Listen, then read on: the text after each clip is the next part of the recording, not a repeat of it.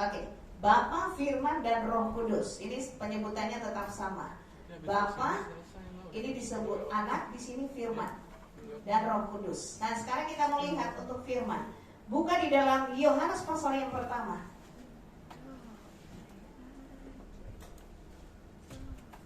Yohanes pasal yang pertama, kitab Yohanes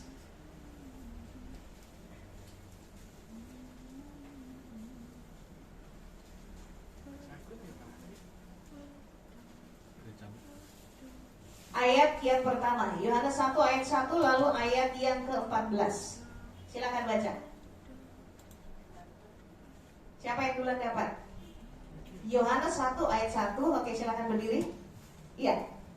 Ayat 1 dengan ayat 14.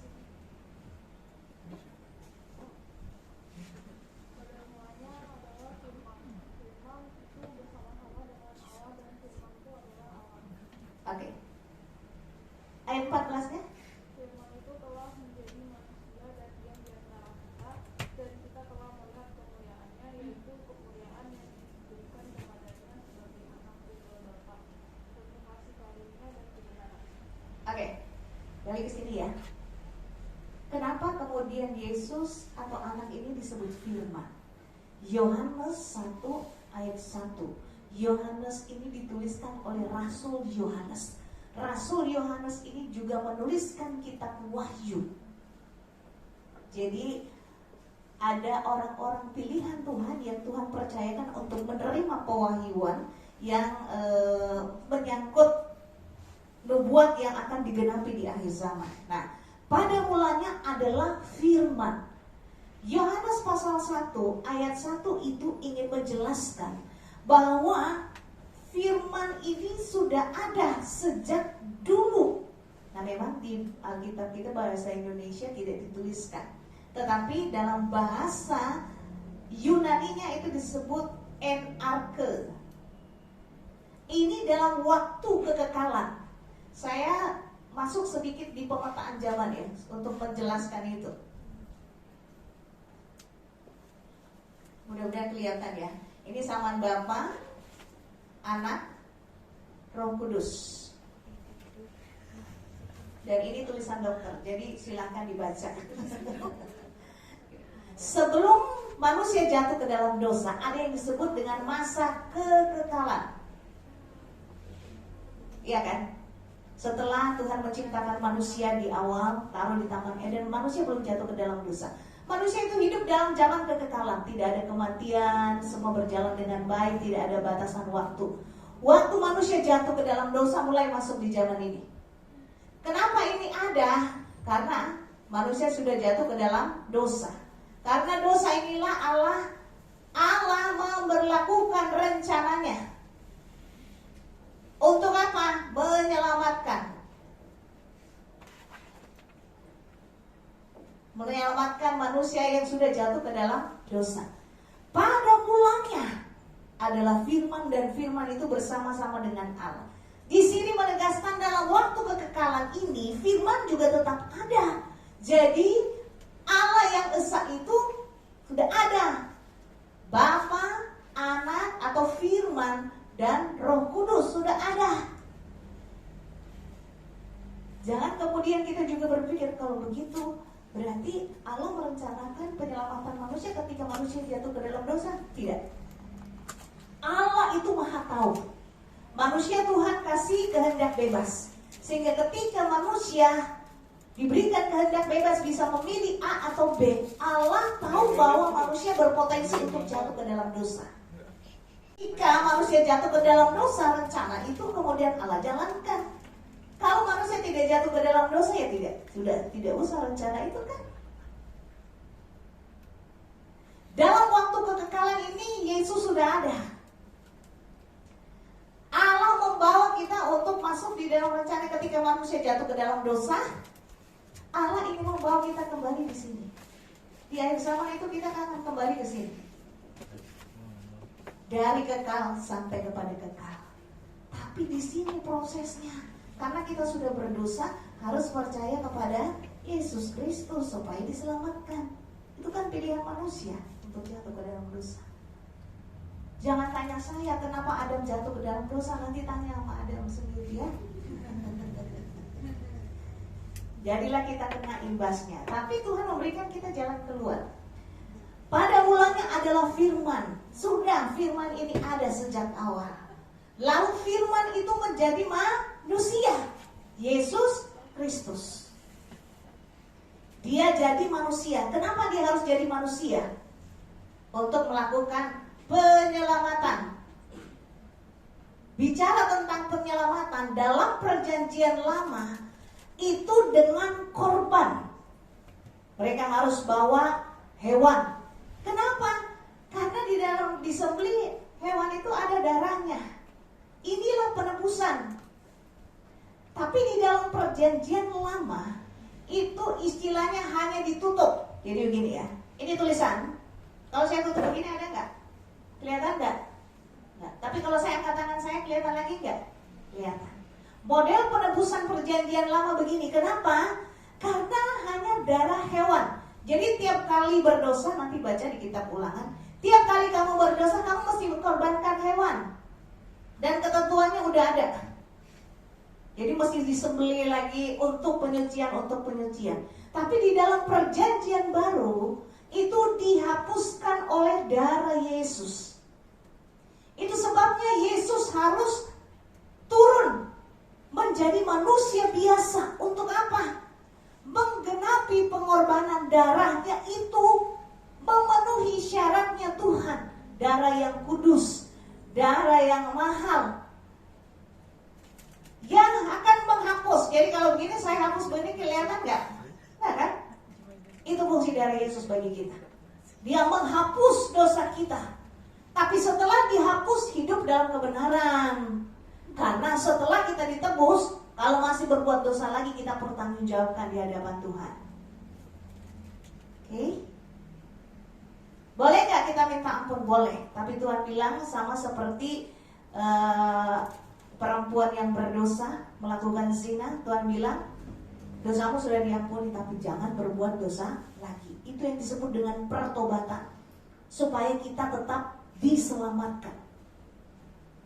Karena masing-masing keselamatan kita perlu perjuangkan. Tuhan kasih keselamatan, pertahankan keselamatan dengan hidup benar, hidup kudus bagi Tuhan. Kalau dalam perjalanan kita jatuh ke dalam dosa, minta ampun, tapi jangan berbuat dosa yang sama. Karena inti pertobatan adalah tidak jatuh dalam dosa yang sama, supaya kita maju bergerak, meningkat dalam kerohanian kita kepada Tuhan. Oke? Sampai di sini. Di perjanjian baru, Yesus menebus kita dengan darahnya. Jadi cukup darah Yesus, nggak lagi sudah kita bawakan korban. Gitu kan? Darah Yesus cukup. Tapi setelah itu kita harus hidup sungguh-sungguh dan benar di hadapan Tuhan. Setelah Yesus naik ke surga, penggantinya adalah Roh Kudus. Roh Kudus ini sudah ada nggak di perjanjian lama? Saya tanya. Sudah ada. Tetapi di perjanjian lama hanya pada orang-orang tertentu. Kenapa? Karena ketika Allah mengurapi, istilah di perjanjian lama untuk Roh Kudus adalah diurapi. Akan Tuhan pakai untuk pekerjaannya. Sama seperti Daud diurapi karena dia akan menjadi raja. Dia butuh bukan suara dirinya, suara maunya, tapi suara Tuhan. Tapi dalam perjanjian baru, Roh Kudus diberikan kepada semua orang percaya. Semua orang percaya. Kisah 1 ayat 8. Coba buka. Silakan siapa yang dapat baca.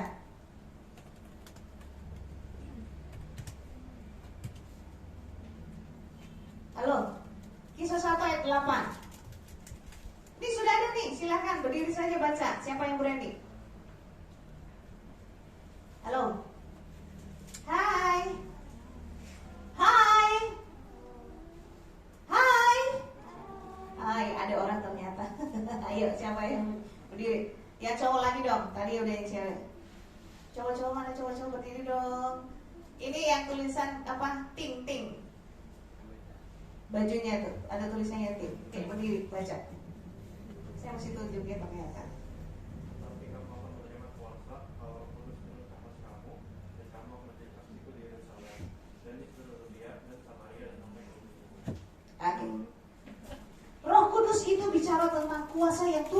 hidup kita. Pribadi Allah hadir dalam hidup kita. Dan pribadi itu memampukan kita untuk hidup kudus. Jadi orang-orang yang sudah dipenuhkan dengan Roh Kudus, Tuhan akan pimpin hidupnya untuk hidup kudus.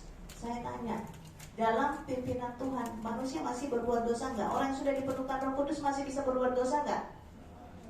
Bisa. Kenapa? Ingat, dalam diri kita tetap ada kehendak bebas. Waktu kita mau dipimpin Tuhan, ya kita tunduk pada kehendak Tuhan. Kita tidak bisa melakukan dua hal yang sama, tunduk kepada kehendak Tuhan atau kita mengikuti keinginan kita. Hanya itu dua pilihannya.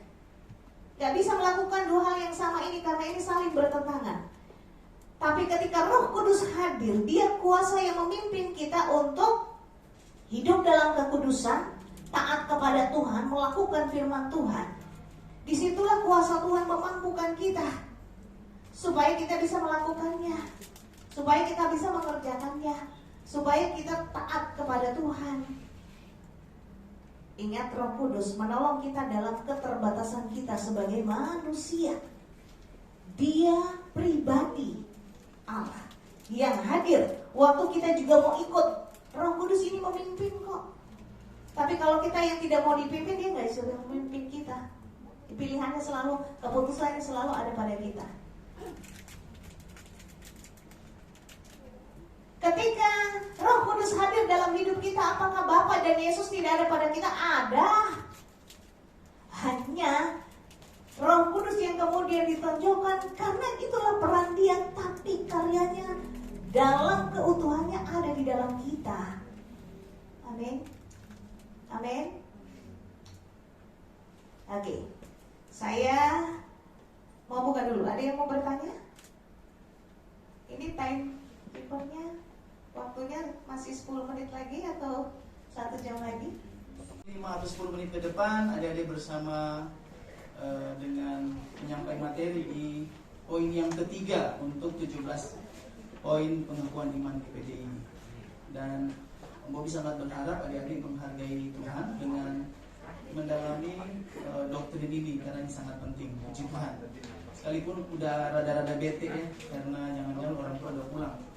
Tapi tenang saja, nanti guru pasti akan tahu kalau udah orang tua pulang. Adik-adik nggak kena marah ya, hanya karena sedang belajar Alkitab. Tidak pasti ya, Tuhan tolong ya. Puji Tuhan. Ada yang belum dapat materinya?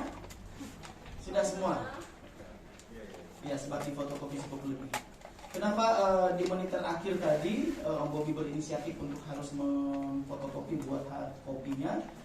Karena sebagian besar tadi saat pembicara penyampaian materi poin 1 dan 2, Om Bobi memperhatikan banyak yang tidak fokus ya. Lihat status orang, main HP, bahkan ada yang main games. Kelihatan dari belakang. Ada yang rada ngantuk, jadi benar-benar menyakitkan ya dalam tanda kutip. Lagi sampai firman Tuhan, lagi belajar, kemudian seperti begitu. Nah, itu sebabnya adik-adik sedikit dibuat disiplin untuk mau ada dalam pembelajaran materi yang ketiga, poin yang ketiga. Puji Tuhan. Mari dengan kasih Kristus semua berdiri. Pasti kalau sudah semua berdiri, nggak ada yang pegang HP untuk main games dan tidak ada yang mau ngantuk. Semua boleh berdiri, sama-sama kita baca 3 poin pertama. Tadi ada bisikan baik dari Om Kris. Sayang sekali kalau materi ini hanya beberapa jam ya. Om Kris tadi memang kami guru sekolah minggu itu bahkan 2 hari Om Kris ya, kita retreat ya. Guru-guru sekolah minggu khusus untuk mendalami 17 pengakuan iman. Kami ingat dulu ya, kurang lebih 10 atau 15 tahun lalu di Puncak ya, 3 hari untuk belajar ini. Jadi cuma 1-2 jam. Oke, kalau sudah semua berdiri, kita baca sama-sama dari poin pertama dan poin ketiga. Nanti Om Samuel catat, kalau sebentar kemudian diberikan kesempatan untuk berdiri untuk hafal. Siapa yang sudah bisa hafal 3 poin pertama ini, dia akan pasti dapat hadiah menarik ya. Karena sesi ketiga itu sebenarnya banyak hadiahnya. Oke, baca dengan fokus dan setelah itu kemudian dulu ada yang sudah bisa hafal boleh. Sama-sama kita baca poin pertama dan ketiga, nggak usah ayatnya, jadi kalimatnya aja. 1, 2, 3. Kami percaya Alkitab adalah firman Allah yang diilhamkan oleh Roh Kudus, terdiri dari 66 buku, Kejadian sampai dengan Wahyu. Yang kedua, kami percaya Allah yang Maha Esa dan kekal dalam wujud Trinitas, Bapa dan Putra dan Roh Kudus. Keesaan namanya yaitu Tuhan Yesus Kristus. Yang ketiga, 2, 3. Kami percaya Allah pencipta alam semesta dan manusia seperti tertulis dalam kitab Kejadian. Baca sekali lagi dalam hitungan kelima. Sudah ada yang hafal? Yang pertama, kami percaya Alkitab adalah firman Allah yang diilhamkan Allah Roh Kudus yang terdiri dari 6 Ada? Di bagian terakhir ini Om Bobi mau supaya kita ngelotok saja dulu, nanam melalui hafal, ya. Kami percaya Alkitab adalah firman Allah yang diilhamkan oleh Allah Roh Kudus terdiri dari 6 buku Kejadian sampai Wahyu. Kami percaya Allah yang Maha Esa dalam kekal wujud Trinitas, Bapa dan Anak, Putra, Roh Kudus. Esa namanya yaitu Tuhan Yesus Kristus. Kami percaya Allah pencipta alam semesta dan manusia seperti tertulis dalam kitab Kejadian. Ada yang sudah hafal? 1, 2, 3, 4, 5. Yang hafal 1 sampai 3 ada? Yang hafal 1 sampai 2 saja ada? Ya, Rachel. Oke. Rachel boleh ke sini? Kalau Samuel catat ini udah hafal ya, walaupun belum pendalamannya, belum penyajian materinya. Rachel hafal doktrinnya 1 sampai 3 atau 1 sampai 2. Oke. Yang ketiga kita baca lagi Rachel. Om Bobi mau kamu hafal 1 sampai 3 ya. 1, 2, 3 baca dulu. Sama-sama 1, 2, 3. Kami percaya Allah pencipta alam semesta dan manusia. Berhenti. 1, 2, 3 lagi. Kami percaya Allah pencipta alam semesta dan manusia seperti tertulis dalam kitab Kejadian. Sederhana, yang poin 3 bisa dihafal? 1, 2, 3. Kami percaya Allah pencipta alam semesta dan manusia seperti tertulis dalam kitab Kejadian. 1, 2, 3 bisa? Oke. Cepat ya. Kasih tepuk tangannya semangat buat Rachel.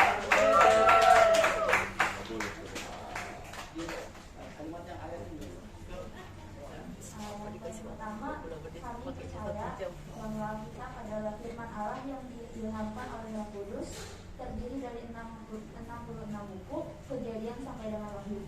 Poin kedua, kami percaya bahwa Tuhan Allah yang Maha Esa